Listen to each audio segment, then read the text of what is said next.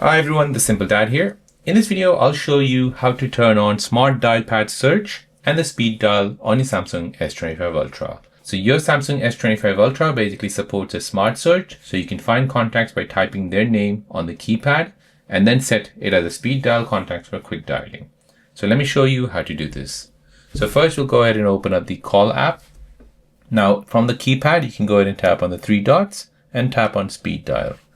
Now here you can go ahead and enter in the number. So for example, this person here, the Simple Dad, I can go ahead and set it for a speed dial. So say for example, if I dial 6, this will directly take me to the speed dial for this mobile here, which is my second phone. So as an example, I can go ahead and long press on 6 and this will start to dial this number here, which I'll set.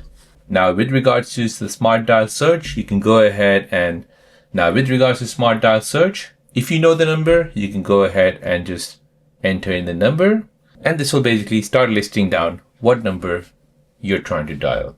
So from here, you can go ahead and choose what you want to dial, and then go ahead and dial that number.